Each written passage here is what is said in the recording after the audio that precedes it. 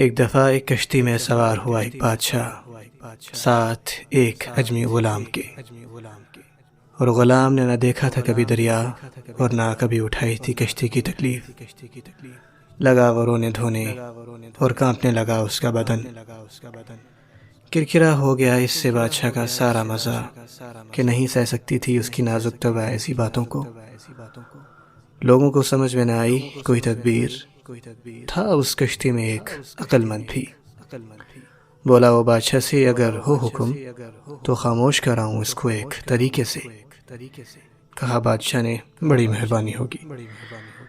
سو مطابق اس دانا آدمی کے حکم کے لوگوں نے پھینکا غلام کو دریا میں۔ کھائے غلام نے چند غوطے، پھر پکڑا لوگوں نے اس کو سر کے بالوں سے اور لائے کشتی کے آگے۔ وہ غلام لٹک گیا دونوں ہاتھوں سے کشتی کے دمبالے میں۔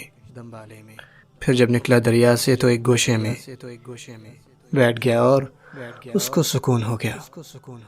ہوا بادشاہ کو تعجب، پوچھا اس نے کیا تھی دنائی اس عمل میں؟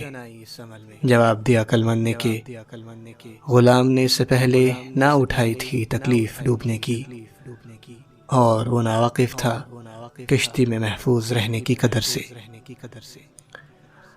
آرام کی قدر وہی کرتا ہے جو پھنس جائے کسی مصیبت میں۔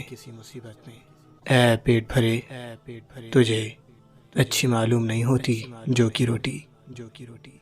جو چیز تجھے بری معلوم ہوتی ہے وہی میرے لیے بھلی ہے۔ بہشت کی حوروں کے لیے اعراف دوزخ ہے، دوزخیوں سے پوچھ کہ اعراف بہشت ہے۔ حکایت سعدی از کتاب گلستان سعدی۔